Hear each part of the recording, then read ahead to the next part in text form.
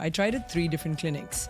And with every single try, I realized more and more that I was absolutely miserable when there weren't any people around me. And I was pretty much either all by myself or there was just one other colleague. And you just had no idea, you had these samples coming in and out of the room and you just had no clue who this person was. There's just no emotional connection. I became hooked and then I became obsessed, basically. One day took that, that big leap and I just left my day job. Wow. And I just said, I'm going in 100%.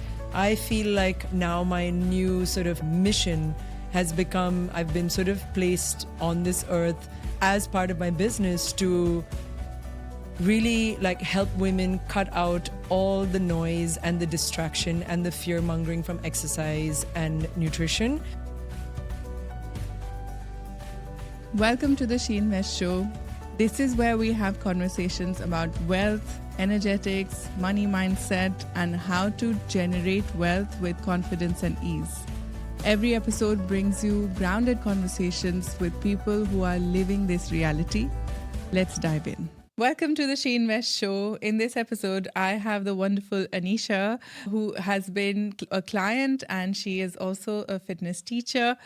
She dons many hats, which I want to delve into deeper today. Welcome, Anisha. Thank you for having me. Thank you for coming. I just learned yesterday that you were in video production for 10 years. We were talking about it off camera, but that takes me to wanting to understand your journey into all the different kind of things that you've dabbled into. Please start with wherever you'd like to start from. Yeah, I have worn a few hats.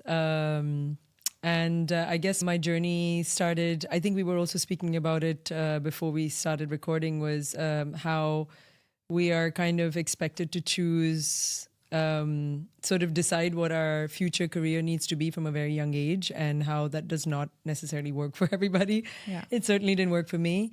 I think being from an Indian family, there was always a gentle, sometimes firm push towards science, yes, in my family at least.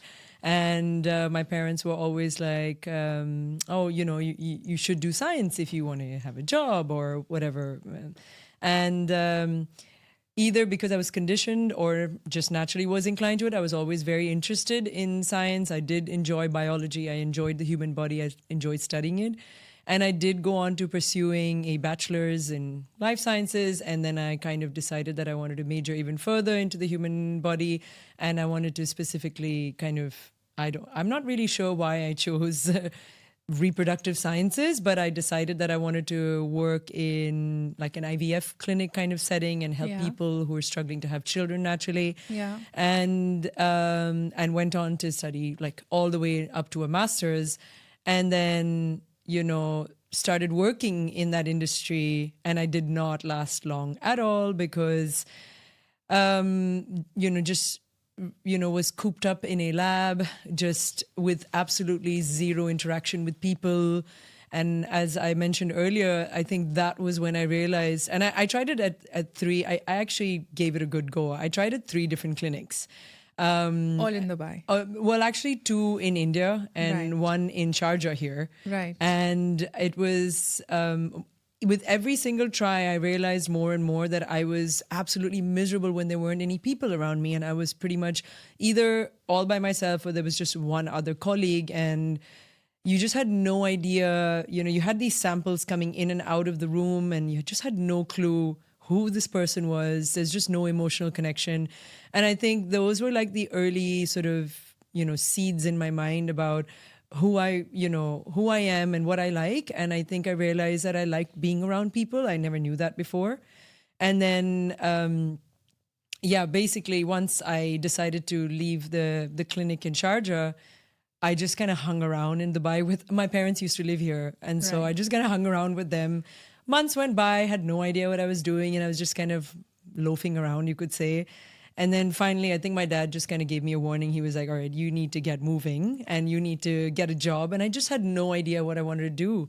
And my dad helped me, through a cousin of his, helped me get a random sales job at what I don't even know if it still exists. Do you remember ZTV or Yeah. Z Arabia or whatever that was? It does exist Yeah, in he India. knew someone in there and he was like, oh, just get her working. And I started like in a random sales job sitting in a small office. And like, but I enjoyed it just because I was around people.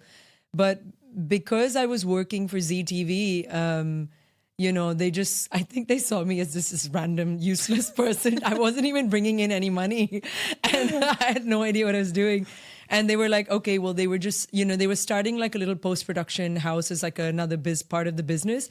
And they needed some young people to come in who just want to work hard, make some money. And that was my first introduction into the world of video production. Right. I worked in a place in Sharjah Airport Free Zone. I don't know why they opened their office there. And my first job in, sort of post-production was I used to translate Hindi movies to English. And I was a subtitler. And that's how I started. So I would sit and I would watch Hindi movies all day long. Me and there were two other girls and we had a blast together and we would just be like, and just typing and I would just be typing English subtitles. This is so entertaining. I'm so learning entertaining. so just much. watching these really old Hindi movies and it was Yeah. all for like Z TV or Z movies or something Yeah. like that. And and again, it was one of those things. It was like, okay, do I see myself having a future here? No idea. Didn't know what my next step was. Yeah. And then I somehow again stumbled into another job where I kind of went more into the behind the scenes sort of shoots of an actual sort of video production, being on set.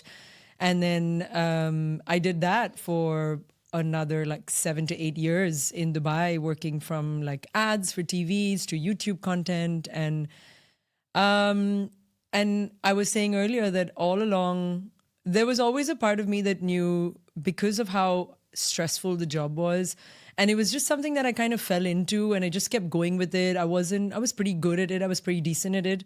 There was something in me that just felt like this cannot be, like, this is not it for me. I didn't know what else was out there, but I just felt like, it was so stressful, and just seeing the lifestyle and the health of people who were in the industry for much longer than me, I was like, no, I don't think I want to end up like that. So maybe there was some calling in me about like something that prioritizes health and, my well-being unknowingly, and Right. I also struggled with a lot of pain in my body just because of the level of stress, the crazy hours that you would work, waking up at like 4 a.m. and you'd go to set, you'd be lifting heavy things, equipment, you'd be working with very, tough clients, and it was very intense. And then I was also on the editing side of things, started to Right. edit, and just a lot of stress and a lot of crazy hours. And that, I think, over time just took a really big toll on my body. So more and more, I was just kind of like, this cannot be it for me. I didn't know what else I had to do though, or what I could do. But I sometimes saying that, that pain that you experience physically and emotionally can sometimes be a gift, because you never know what's going to come out at the end of it. And that's exactly what happened to me, because I was in a lot of pain. I just constantly had a lot of stress and pain in my neck and my shoulders. Wow. And then to the point where it was becoming like a chronic situation, and then went to just some random doctor, and he just threw me into some physio sessions. And, it was one of those things where I always did physio and loved it when I went to see the physio, because, she would do all her massage and everything, and I would feel great. But then 2-3 hours later, I was back to square one, and I was just going back to my source of stress, right? Yeah. And, but I remember, I think it was after like the 5th or 6th session of that physio, of seeing that lovely physiotherapist. I can't remember what her name is, but I remembered until very recently. And I basically went to her and I said, okay, what do I need to do so I don't have to see you anymore? Like, I don't want to keep coming back here, Yeah. And she was like, all right, go to this. She gave me a name of a place and a name of a person. And she's like, go do Pilates. Right. And then I did. I just followed her advice and I went. And I think after I did maybe 2 or 3 privates, and then I was just completely hooked. Wow. And I became hooked, and then I became obsessed, basically. Yeah. And then it just made me feel so good. And something that I didn't mention before is that I always, I loved, I still do, but I loved dancing and I loved performing, and I used to dance on stage as well. Wow, new And things I'm learning about you. Yeah, so many random things, right? But it was just something that I always loved doing. And there was a very short span of time when I was doing my undergraduate degree in India where I did take up professional dancing. And Right. I was like a Western sort of hip hop dancer. Yeah. And so I always loved dancing and I've always loved science. Right. And somehow Pilates to me felt like this beautiful merger of these two worlds Yeah. that was in me but had long been forgotten for like 8 to 10 years. Yeah. And then came back because I, fell into this method of exercise. Wow. That just completely changed my life. And, I didn't have those aches and pains anymore. I just look forward to my classes so much, no matter what. I kind of, as much as I could, I scheduled my life around those classes because they just saved me and I just love them so much. So, wow. Going back to what we were talking about is Yes. like the next hat. Yes.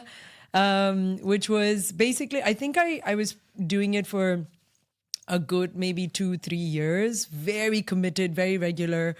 And This is the learning of this is just me practicing. Yeah, Practicing. just attending classes. Yeah. I did that for a while. while your work situation While I was still working. I'm still working and I'm doing my Yeah. thing. But then, I think I came to a point where I just felt like it was so wonderful. And I was like, I think I remember having these thoughts of like, more people need to know about this, more people need to know how amazing Pilates is. Yeah. And I think those were like those first thoughts of like, oh, maybe I could be that person who tells people about Pilates. Maybe I can help them, learn this method or learn, this form of exercise. And then I kind of like, at the time I was, I don't think I was married, but I was still dating my husband at that point. And we were in a committed relationship. And I remember sitting down with him and I was just like, I just feel like I feel like I would be good at this. I feel like I would, be good at teaching Pilates. Yeah. And, he's always been like very supportive of me and he's always been very encouraging. And he's, I was like, they've got this anatomy course and they've got this like level 1 course. Like, do you think I should try it? It was like over the weekend.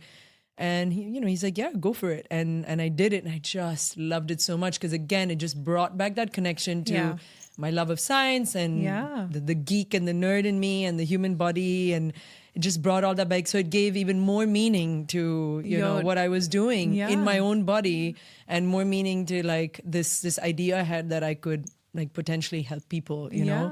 Yeah.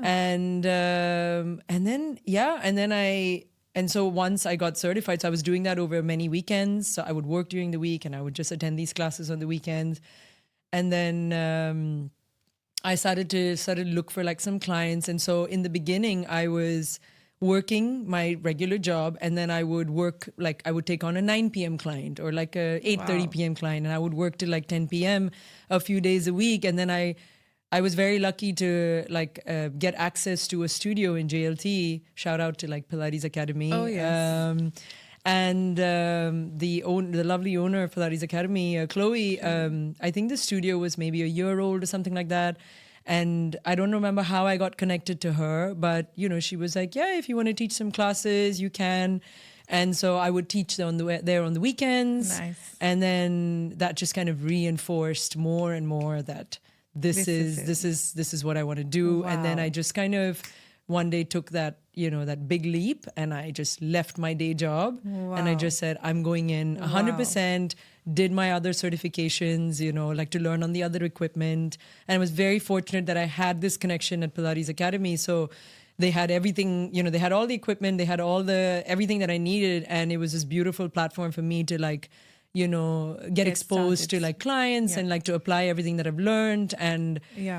And then, and now it's been like nearly like, I would say 10 years of my life. And Right. So let me stop you there. Funny journey. Yeah, absolutely. A very fascinating journey. And, as a sidebar, the reason the show exists is because a lot of adult conversations limit themselves to where we are now.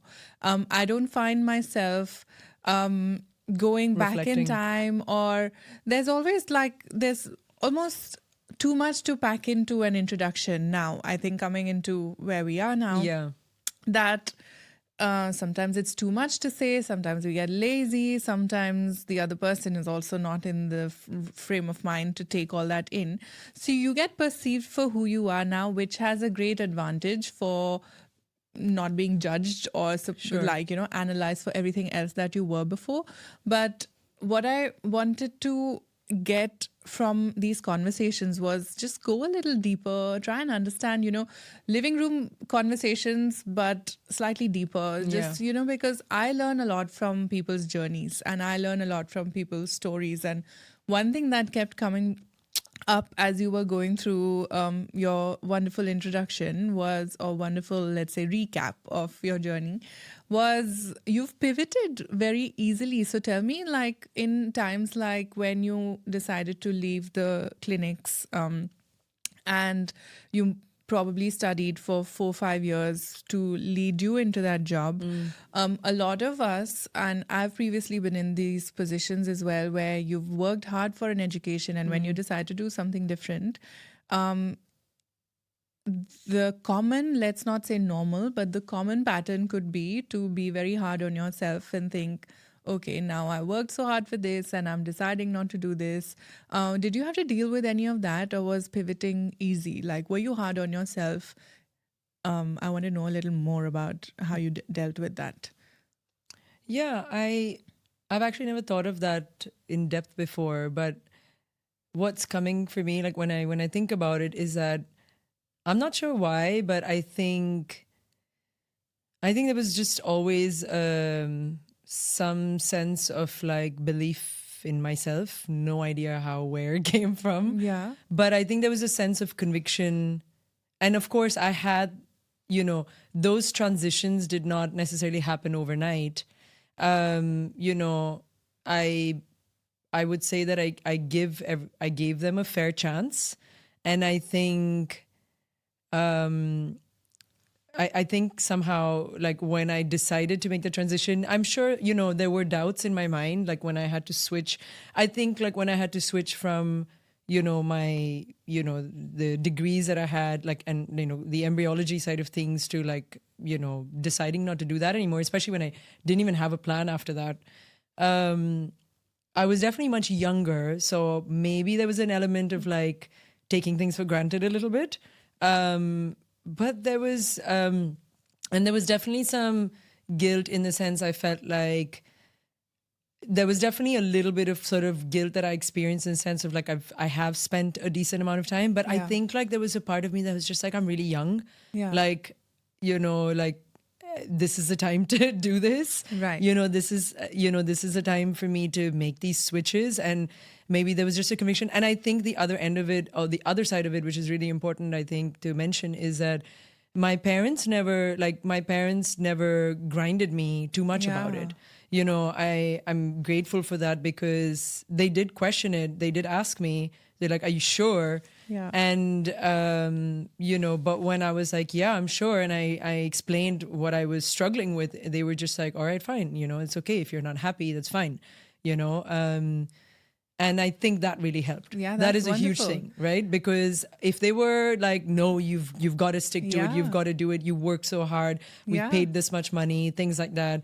Then that would have, I don't know how that would have turned out, right? But I think I was just very lucky that I was fortunate that my parents were just like, okay, you're not happy, that's fine. They didn't even at that time like press me to like find anything else. Yeah. They gave me some time to mess around, which now when I think about like whether I would do that with my kids, no idea. But like, yeah, they did give me a breathing space, and I was just literally bumming around. I was just living with them, bumming around. And after 4 months, that was, my dad was like, I remember why that happened also. And actually that came from my side a little bit, because, my dad had a car and I had a license and I would drive his car around when I wanted to meet friends. And then I remember I got into a minor accident, and that was around the 4th month mark where he was already like, what is your plan? What are you doing? Yeah. And I was just kind of like taking it for granted. And then I kind of like had a little accident, and then that was like my wake up call. I'm like, oh crap, I need to do something, Yeah. And, but I think that was probably a big element. Like they never because like, yeah. that's huge. In a lot of my they trusted me to some conversations- extent. Yeah. And I think that trust comes from your self-belief. I think that is always a reflection point. Because in a lot of my coaching conversations as well, wasted effort, wasted time, wasted money is a big theme, and people for that reason sometimes stay stuck in uncomfortable situations. Sure. Especially if it's something like, I don't want to say minor, but something harder to explain, like I'm not fulfilled because of lack of interaction, like maybe it's harder to explain than saying this is not enough money or this is not great time, work-life balance, whatever it is. And sometimes I guess it can also, in many ways, like we can be self-sabotaging, right? In many ways, because we put obstacles in front of ourselves. Yeah. And we're just kind of like, well, whether it's the guilt or whether it's being afraid of doing something different or letting go of what you did behind. Yes. Those can also kind of become obstacles that you kind of hide behind Very sometimes. much so, yeah. And I feel like, I think somehow I'm not sure how, but I've always had this, I mean, yes, I do reflect and I learn from my mistakes, but in general, like, I try really hard not to dwell too much. Like, of course, I'm human, so I will have moments where I will be thinking back to, I shouldn't have wasted time, but I found that I fairly quickly can just be like, okay, there's no point in dwelling. Like, what can I do now? Like, how can I move forward? Like, that's superb. That's really superb. Just kind of, take the risk or whatever you need to. Yeah. So what you're doing now, does that feel like this is it? Like, does it feel, of course, it's ever evolving in its own mission and in its own platform, manifestation. But do you feel like this is really your calling? Oh yeah, 100%. I think with every single day that I work, in the business, on the business, I think there's nothing that has brought me like so much satisfaction and so much excitement and happiness, with what I'm doing right now. And as you rightly said, it keeps evolving and it changes its shape and form and, how it presents itself. But it is just, it's so deeply meaningful for me, and it just when I was about to say that it comes naturally to me, but it doesn't come naturally to me. I have put in a lot of effort into it, into various aspects of it. Yeah. But it just feels like I'm in where I'm supposed to be, you know? And I know the feeling. Yeah. Tell me a little bit of your journey of transitioning from being a teacher. Yeah. First being a student, then being a teacher, and then being a business owner. But before that, I may not have shared my story with Pilates. So just in short, I stumbled on classes because on Pilates classes at a famous studio in JLT with a friend of mine who was from France, and she was aware of the exercise form. So she just said, let's go together. And I went, and these were days when you said yes to everything. I went, I loved it. I carried on with it through my first pregnancy. And just before my pregnancy, actually, a year before, I tore my meniscus doing an exercise and doing a dance routine, actually. I used to learn Indian classical dance at that point, and I was doing like bending and flexion together. And I tore my meniscus, and it had to be operated upon. After which I was told to do swimming, Pilates, yoga, etc. Amongst all of these, Pilates was my favorite form of exercising, and rehab. Like I could feel the difference in getting stronger. That's amazing. And I stayed regular with all of this until at the beginning of 2020, just as we were going into COVID, I tore my second meniscus as well. Gosh. Again, a weird, very similar movement with my son on me. So weighted, bent, flexion, everything together. But because it was COVID, it wasn't easy to go get an MRI or like doctor's appointments. And I was regular with doing personal sessions over Zoom with a Pilates teacher based here, but we were doing the sessions on Zoom. And I think I credit the Pilates to having saved me a second surgery. Amazing. Because my first knee surgery didn't leave me any better off, I believe, where the Pilates is what actually worked on my joint and made it stronger to the point where I don't remember which knee has been operated upon right now. That's like they're very similar. And so I just thought with the second time around, I just thought instead of doing the rehab later after an operation, why not just start with the rehab now, do what I can. And that's a big thing for me to credit it to. And I had some problems with my spine as well. Again, with Pilates, just doing simple, just being regular, I would say, has really, really helped me. That's so great that you had such a profound experience as well. Yes, very much so. Yeah. So give me a little bit of this transition of being a student to a teacher. I think you explained a little bit of that. But from being a teacher in a studio to being a business owner, I think that's a big transition because there's so much else that comes into, the fray when you're running a business. Yeah, absolutely. Yeah. I mean, I was teaching for a good number of years at studios, at one particular studio, but then I also did teach at other studios as well. And meanwhile, I had my first child, and then, I think I had my first child, and I remember within like 6 months, just felt this pressure that I needed to go back. Yeah. As a lot of like, maybe perhaps like first-time moms sometimes feel as well. I mean, not just first-time moms, but generally sometimes we feel like we might become either outdated or irrelevant and like, lose ourselves. It's kind of silly, right? But anyway, but it's real. It does happen, right? Yeah. And so I felt that pressure of just like, I've got these clients and like I'm, just felt that I needed to go back into the studio, and I did go back into the studio. And even though, again, I always enjoyed teaching when I was there, like I just never felt right about leaving my child behind. She was young. I was also working. I had to pick like a weekend as well to work out. So it was like, just like always hated the fact that I had to leave her. And back then it was, I think it was Friday, Saturday, the weekend. Yeah. So it was like, I was working on Friday mornings, and I was just like, I really hated it. I would much rather have been with her. So you were doing the video production and the No, this is when I had fully transitioned into being a teacher, and I was teaching full time at studios. Right.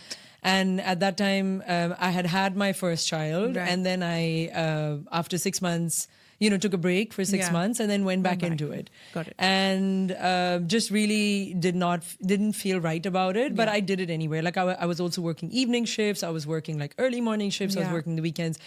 And, it started to feel like a bit of a grind, and not a good grind, not like a positive grind. Just I know what it's like. Yeah, because grinds can be fun and exciting as well, right? But this was not one of those. And once I was there and I started teaching, the passion would come through, but, just felt very heavy. Yeah. And I continued to do that. And I think... again, is one of those things that when you're in any kind of journey, and maybe I'm just, someone that thinks a lot and just reflects a lot, I, started to feel like there was a certain type of people that I enjoyed training. You know what I mean? There were certain kind of people that I enjoyed training. And there was... In general, this is like I'm zooming out a little bit now, but like in general in the fitness industry, there is a very big value that's placed on aesthetics, and that is something that I always struggled with. for myself, and as well as the general culture of it. I really struggled with it, and I tend to be a little bit. There's a rebellious streak in me. There's like an anti sort of stereotype streak in me. Yeah. And so for me, like, I just felt like, I was really struggling with how people felt like in order to do Pilates, and nowadays with, any form of exercise, they need to be looking a certain way or buying certain clothes or have a certain fitness level. And that really bothers me. It really, really bothers me. And so I was like, no, that's, but in my mind at that time, I was just like, this doesn't seem right. And I was succumbing to the pressure myself. After having a baby 6 months later, I felt like I needed to fit into all my old leggings and, felt this pressure to look a certain way. But I was miserable. I was barely sleeping. My older child did not sleep until she was like 2 or 3 years old through the night. Yeah. And I was sleep deprived, and I was barely able to exercise myself. And I was just putting all this pressure on myself. So all of these things were forming some kind of like idea in my brain, like somehow. But again, nothing cohesive. And it was when I had my second child. My second child was born during COVID. And actually, she was born just a few days before the lockdown. And it was a very challenging birth. And, she was in the NICU for a very long period of time, all throughout the lockdown. Yeah. And she was born very, very premature. Right. And that was a whole thing in itself. And then sorry to cut you off. How old was your older one? My older one was when my younger one was born. So my younger one was born at 24 weeks. Wow. And so I was 6 months pregnant. So my older one was just not even 2 years old. She was 23 months. Oh, wow. And my younger one was born just like 4 days before the lockdown, I think it was. Like the lockdown got called out. Right. And then she was in the NICU for about 100 days. And so, did you have access to her? We did, but we had very restricted access to her. So that made it even more challenging. And so anyway, luckily at that point, I mean, not luckily, but in the sense like studios had anyway shut down. Right. And my focus obviously completely changed. I was like, I need to keep this baby alive. I've got a toddler at home. Of course. We're all stuck in the house. It was insane. Yeah. And so, but, thankfully she is a beautiful, bright, beautiful child, and she's perfectly fine. We got very lucky that way. Of course, all thanks to the amazing team at like Parkview. They were incredible. Right. Just keeping her alive, and she's a thriving 5-year-old, feisty 5-year-old now. Yeah. But once she came home, I remember, I think once again, like after, 6 months or something, so she was maybe about a year old, I started to feel those thoughts again, like, oh, maybe I need to be getting back into this, and I also felt like I wanted to do it a little bit for myself. Yeah. And again, I got an opportunity to teach at a studio, and I remember it was a bit of a hike. It was on the other end of town from where I was living, but I still did it. And, but when I got back into it after my second kid, I was just like, this is just not feeling right. I felt like, there was a kind of people that I wanted to surround myself with, but I just didn't know who they were yet. Yeah. I felt more and more after my second kid that, okay, I wanted to work on my own terms somehow, like build my own schedule, have more flexibility, which I'm sure you understand as well. Totally. And so, and again, so then I was like, maybe I could just try to teach a class in my community. And so that's kind of how it started. Wow. I just said, just put up something on Facebook, I think it was, and just said, okay, I'm going to teach this Pilates class in the garden, and I had like maybe 4 or 5 ladies who started coming. Yeah. And that's kind of like how it sort of started. And I had no idea that I even wanted to turn it into a business. I just kind of felt like I wanted to do something outside of like the studio setup. Right. And just, and that's the kind of the start of like, having that taste of doing it for yourself. But there was a huge, like, that was a huge field in itself, because when you start doing something on your own, there are so many other elements that come into it, as you probably know. And I didn't even call it a business because I was still not comfortable with the idea of calling it a business. You know what I mean? It just felt very heavy. And there is a level of commitment that I need to put into it if I call it a business, right? Yes. So, and I wasn't sure if I was ready for that. Correct. So I was just like struggling with like boundary setting, cancellations, how much I was charging. People were showing up, not showing up, and there was those frustrations that were coming up, but still they were my frustrations, right? And so they were something that I could potentially do something about, Yeah. And then the kind of women that were coming to those classes were just like like mums like me Your who were tribe. struggling. Yeah. Yeah, like mums who were struggling. They just wanted to exercise. We were out in nature. They were having a conversation about their kid not sleeping at night or something or the other. And I just loved those conversations because I felt validated. Yeah. I felt like around women who I can understand, they can understand me. Yeah. And then just having a place where women could have that conversation. Yeah. And like just know that they're not alone. They're not alone in this as well. And I just felt like there was it's actually for some reason making me very emotional. I don't know why. Oh. But like, it was just so like, I just felt like there was something really special here. No, it's very meaningful. And Yes. also, I think doing something that is almost like feeding your soul through this, Yes. Otherwise, women meet over coffees, teas, or you have introductions. A, it's hard to find like-minded women. B, to find them over almost a constructive activity, I want to say, which is not, Yeah. I mean, not like shopping is destructive. No, but no, it's no, not- absolutely. It's, not It's something that constructive. does has an impact on your mental and physical health. Absolutely. And I'm sure that gets people Yeah. coming in regularly Yeah. as I want to go into Yeah. slightly later. But I love the fluidity that you bring to this whole thing, Anisha. So was money ever, since like I am Absolutely, yes. money, I would not want to say queen, but that, No, you are. that For me, you are. that is something that does come to Yes. mind. Were your decisions based off the fact that there would be a change in income levels? Because we're learning from your story here. Yeah. Tell us how you navigated that. I think in the beginning, I was definitely more focused on just doing something for myself and Yeah. playing around with it. And I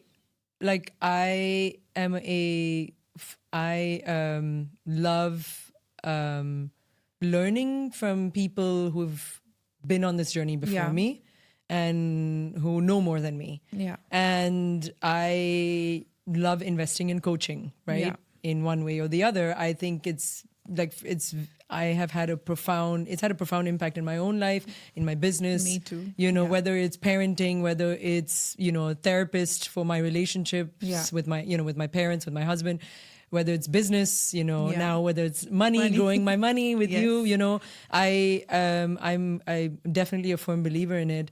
And I think I was having frustrations when I was starting the business because, like I said, I didn't even feel comfortable calling it a business at that Yeah. point. I was just teaching these classes, but obviously I was having those struggles of like people would show up, they would not show up, they would say they would, they wouldn't. I'd have people that would message me and be like, oh, I'm interested in joining, and then they would disappear. And those are all like the teething pains of like when you start a business and you don't know anything, right? Yeah. And like that is a grind that you have to go through. That is Yeah. a hustle that you have to go through. But you don't know it. When you're in it, you're just like, why is it that, I have this amazing thing that I'm doing for people. Why isn't everyone just excited and showing up? Yeah. But then you realize there's a lot more to it, right? Then you realize that people are busy, people have their own lives. Maybe they need a more of like a reason to commit. They're not sure of the value that you're bringing in, whatever it is. Yeah. And I was very lucky because I remember I reached a point in the business, again, I hadn't even called it a business, and where I was at that place where I just felt like, okay, maybe I need to learn some marketing strategies. Yeah. Maybe I need to learn how to get clients, how to retain clients, have a cancellation policy, something like that, Right. just to know where to start. Yeah. And then I had been following a person on Instagram for quite a long time who talks a lot about, like, he has been in the Pilates industry for like, maybe like 20 to 30 years, runs several businesses, studios, and is not only passionate about teaching very sort of evidence-based, like an approach to Pilates, but also coaching Pilates instructors on how to run a business. Right. And when I first contacted him, I reached out to him just randomly on a DM, and he's got like thousands of followers, and I'm like, he's probably not going to reply. But I just sent him a message, and I was like, hey, I'm just looking for someone who can give me some advice on like marketing and, how to run a business, or like how to start a business actually. And like, do you know anyone? Can you recommend like some books or some podcasts or Right. something? And it's one of those things like right place, right time kind of situation, because he DM'd me very quickly and I was very shocked that he messaged back and he was like, oh, I'm actually, putting together, like I'm collecting data for a program that I'm going to start. And if you're interested, I'm looking for someone like you and I'm happy to coach you for free for like 6 weeks. And all you have to do is give me a testimonial at the end of it. And I'll coach you and I'll get you up and running, Right. And I had nervous like trepidation and I was like, oh my God, this is like serious. Like now I'm going to be held accountable. But I was like, this is when am I going to get this opportunity? So I just dived right in. I just went right in. And then once a week I had like 6 sessions with him and he literally started with like, okay, like identifying things I'd never heard before, like identifying your niche. Target audience. Yes, your target audience, like who do you want to work with, and just creating like a simple website and like what is your mission statement and how much do you want to charge and having like a cancellation policy and every week I had to get a certain amount of work done for the next week and he would check on it, give me feedback and that was like the best thing that I'd ever done. Like it was for free, but I would have paid money for it. You know what I mean? It was one of those things like I've gotten so much out of it 4 years later. Wow. And that just kind of set me up to just, and even conversations on like, how do you deal with conversations of like, having a sales conversation, right?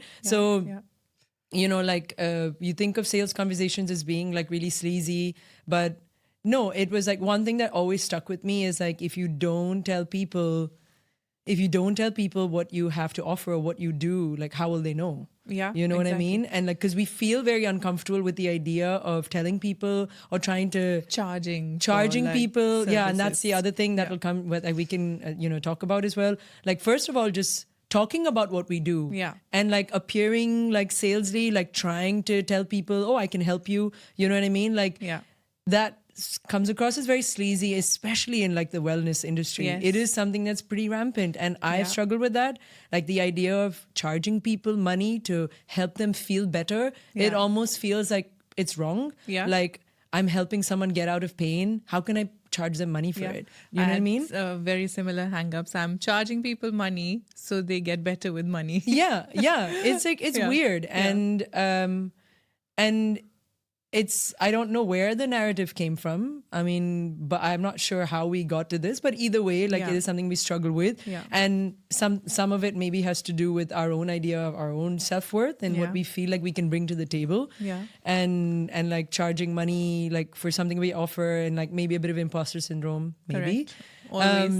Always, right? And, but on the other side of it, it's like, but this really stuck with me. It's just like, well, if you want people to buy your service, purchase your service, how will they do that unless you tell them what your service is? You know, so it was that simple. And I was just like, oh yeah, that makes a lot of sense. And then then it was like you got to shout it out through the rooftops in whatever way and form you need, whatever that is, whether it's Facebook, whether it's whatever your medium is, right? So, but my question, I was speaking to you about this earlier, I think, as well. You don't shout about it a lot, but your classes are full, your programs are full. Is there a belief behind it to say the right person will show up if it's right for them? Like aligned people just show up for me easily. Is that something kind of at the back of... I think it's touch would become where it is now. I have shouted it a lot. Good to know. In the beginning, I've spent the first maybe 3 years, I would say. I'm in business for 4 years. I would say the first 3 years, it was all that I was doing. It was constantly talking about. I think it's got to where it is right now. But I spent at least the first 3 years, 2 to 3 years of it, only talking about it and refining more and more what my mission is, what my value is. And I have had, I think maybe at this stage, I wouldn't say hundreds, I would say I probably had thousands of sales conversations. Wow. Like people just, from anything from like having a sales conversation over the phone to DMs, Instagram is not a huge source of like people like, maybe now a little bit, but back then it was predominantly WhatsApp, Facebook, and people maybe finding me on Google. Right. And like, and then constantly dealing with, well, what I thought back then was like a rejection. Like, Yeah. you feel rejected, but then my skin grew thicker and thicker, and just realized more and more it's not a rejection. And then also the idea that, just because they didn't reject me because there's something wrong with me, they rejected me because maybe we're not the right fit, or Yeah. maybe they're not the right fit for me right now. Yeah. And always, just learning through so many sales conversations and so many books and podcasts, and I'm still part of like a coaching sort of membership, business coaching membership. So I Sure. still learn from it. It's just like always like learning how to build relationships, learning how to have a sales conversation, even if it doesn't pan out, Yeah. making sure that you leave every conversation with a positive note, so that even if not right now, maybe a year from now, Yeah. they might come back, or Yeah. they'll tell their friend, or they'll Yeah. tell their sister or their mother. And that trickle effect that it has, I think that is something that I put a lot of effort into. Is Yes. just, and obviously coming from a place of like, I genuinely Of have course. learned to enjoy through the process of learning communication skills and things like that. I genuinely enjoy, just like you, talking to people, learning about people, Very much so, yeah. and putting my own sort of more and more, judging people less, and having preconceived notions about people, just putting all that, just slowly ripping, tearing those things Yeah, down, yeah, slowly but surely, and just enjoying learning and listening to people more and more. Wow. I think a key factor behind all of this is also, and it's great that we mentioned it, because a lot of us see the end of the journey of Yeah, someone else, yeah.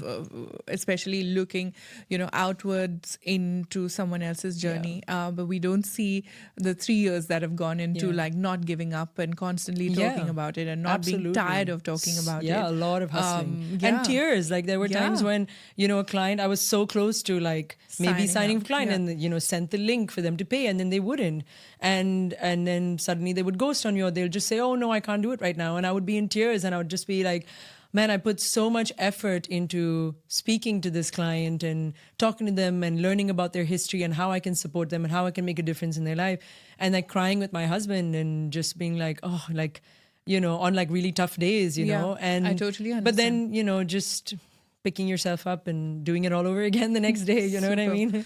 I have a few questions Yes. to ask about this, and I believe all of this touches upon money in different ways. Money is energy. Money touches all areas of Yeah. our lives, so we don't have to force it to, be about money.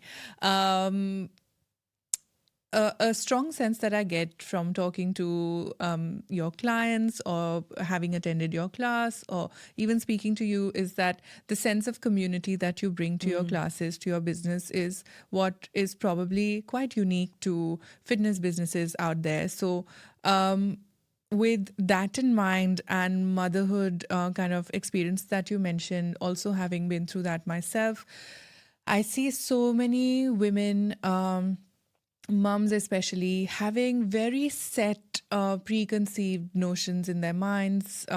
If I've had a C-section, I can never have flat abs. If I eat X, Y, and Z, there's a problem. If I've gained this much weight, that narrative does not stop. I want to know if you had any reflections about the community side of things, first of all.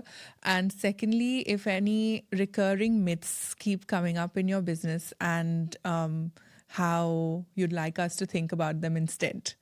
Two very different questions, but I don't want to miss on hearing about them. Do you mind if can you repeat that first question again? Yeah, the first question was, is the community side of things very important? I think you've mentioned and touched upon that previously. Is that something that you kind of keep consciously working upon? Okay. Because I don't see that with any other fitness businesses, Pilates classes. Yeah.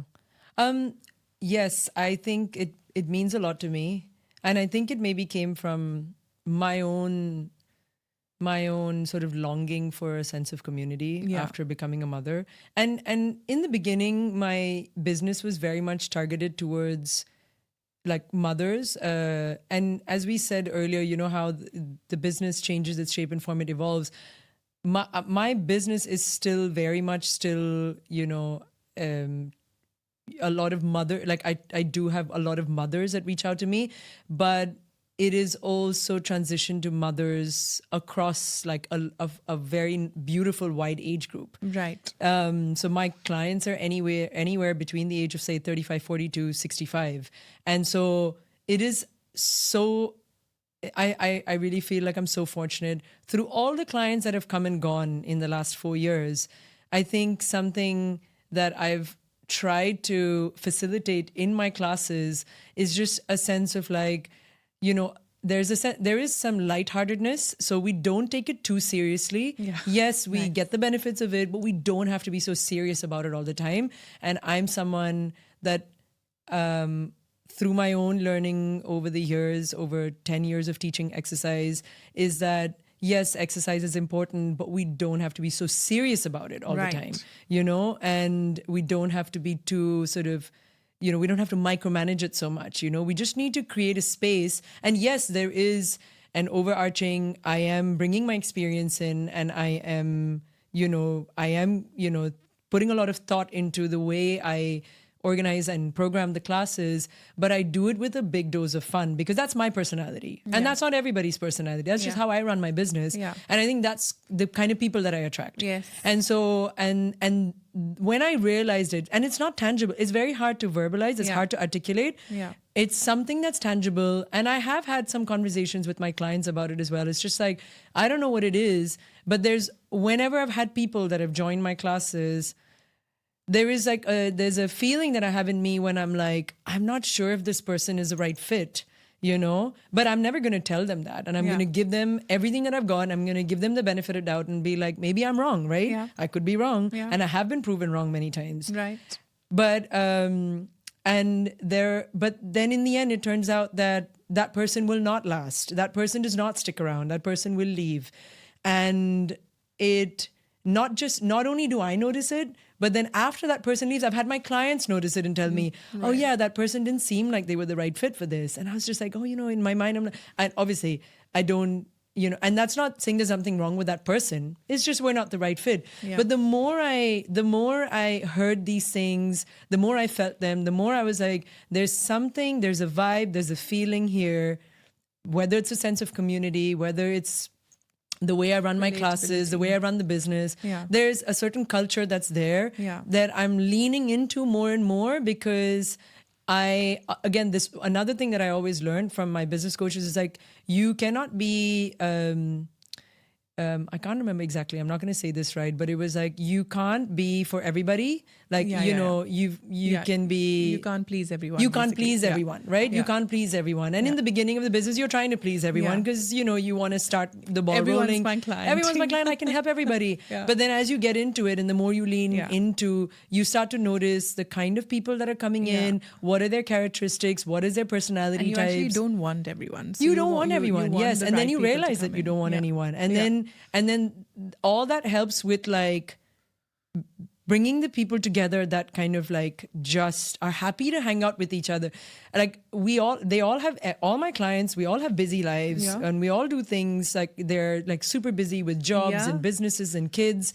But I do find that when they come into the classes, like they could potentially like, hang out, I've seen that, for a yeah. coffee even Yeah. after class. Yeah. They're having Yeah. a conversation. Sometimes I have to be like, guys, let's stop talking. Let's get back into this, Yeah. And I love it. I love that I have to say that to them because that just means like they're having this pleasant conversation. They're like putting, their busy lives aside and they're That's coming true. here and they're getting to just have this fun, lighthearted Yeah. conversation while exercising and, they're doing a challenging workout together. There's a sense of camaraderie. They're in For this sure. together. And I generally love that. And it's not for everybody. No. And I've grown to really, I've grown to accept that and really embrace it. Yeah. So maybe that's what That's a that big sense strength. of like community comes from. Huge and strength, yeah. the fact that they're going to tell their friends and they're going to tell people who are kind of like them and who get that vibe. Yeah, exactly. So tell me, like, you mentioned the aesthetics and that kind of controlling the wellness, fitness industry. Tell me some myths that you come across consistently I end up seeing so many people being in the cycle of calorie counting, never coming out of it. And it just seems so tiring to me. I've also been on the journey for the last 10 years through all of these surgeries, etc., etc. And I'm working with someone where my aim is to never be in that mental space, the tiring mental space of counting what you're eating, always doubting yourself on movement, like this is allowed, this is not allowed. That's not a mindset I want to be present for. Yeah. And that means that it's taking slightly longer, but it's a constant thing. I have to decondition myself Sure. again. So you must encounter new mums or old mums coming in A lot of saying, fears. I want to look like I did 10 years Sure, ago. yeah. And Yeah. or other myths like I said, C-section and can't Nutrition. get back to X state, etc., etc. So tell us some myths and tell us a few kind of debunking thoughts on them. So along with the fact that over the last while I have been growing my business, and obviously I learned more and more about my skill, which is like teaching exercise, and I have also recently started a nutrition coaching certification, which is like a year-long certification that I started in September, and the goal of that, and actually my goal for both of them is to simplify exercise and to simplify nutrition. Right. Because I think, again, because of the world that we live in, where there is just a lot of information, a lot of noise, and there's a lot of fear-mongering, I have been fortunate to be exposed to people that basically cut through all that kind of BS and simplify it. Yes, okay, there are situations where, if you have some specific conditions, you might need some more sort of nuanced support. But in general, I think what happens is people get so caught up in the details and like, I need to have my lemon hot water in the mornings, otherwise I'm going to screw my health up. Or I need to have this amount of fat when I eat, like, I don't know, like a date, or like when I'm having a bread, instead of enjoying it, I'm gonna like be in the yes, mental and there's dialogue that of exactly. bread. Oh my god. Yes, and I really I've from my own personal journey of having like major body image issues to transitioning to a place where I'm, and also after having kids, that just gave me a lot more motivation to exercise and to eat for enjoyment and longevity.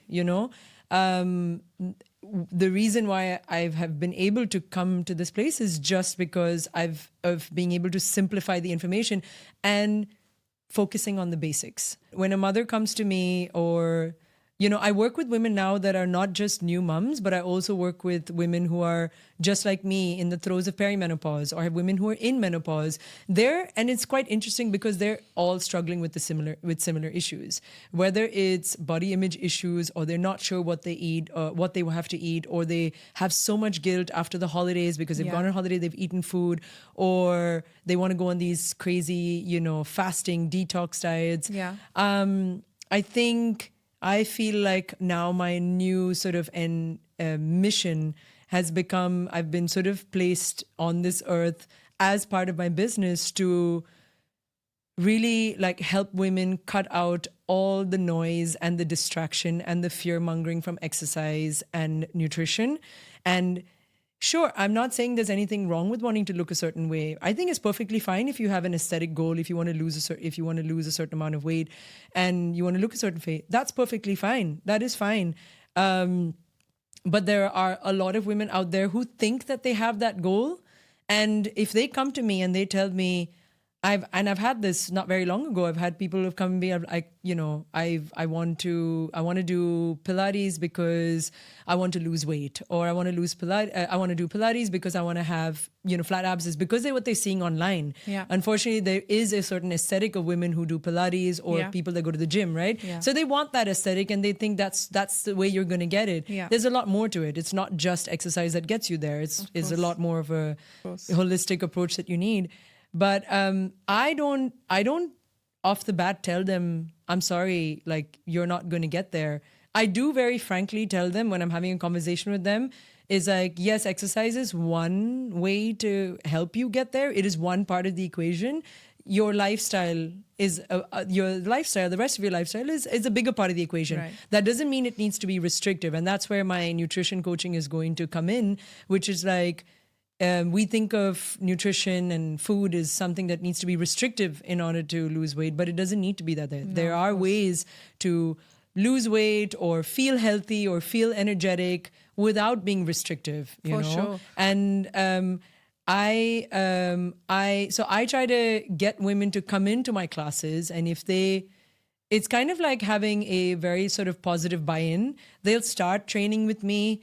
They'll start to, because of the community that has been created like through my classes, they'll see the other women coming in, and they're going to realize that I'm not just any other kind of studio where you've got these gorgeous women coming in with like beautiful leggings and taking selfies. We are the complete opposite of that. I always tell my clients, I'm like, I really don't care how you look. I don't care what you wear. You wear makeup. I don't care what your hair looks like. I just want you to show up. Yeah. Show up and do the work, because that's how you're going to feel great, and that's how you're going to get the results.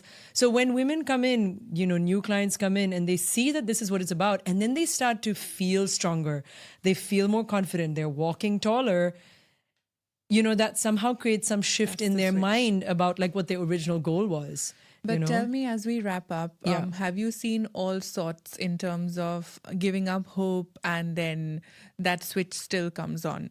Having trouble, let's say, with pelvic floor movements, and the switch still comes on. Having this belief that after 2 C-sections, I will never have a certain type of core or engaged muscles or etc. The switch still turns on. Have you seen that consistency is the main kind of thing that always brings 100%. The switch? Yes, I think as a human race, especially in this day and age, we want a quick fix. I think, like you said, consistency is key, and finding the right support. So finding someone who can support you on that journey. It should not feel like it is like the most miserable thing that you're doing. Yeah.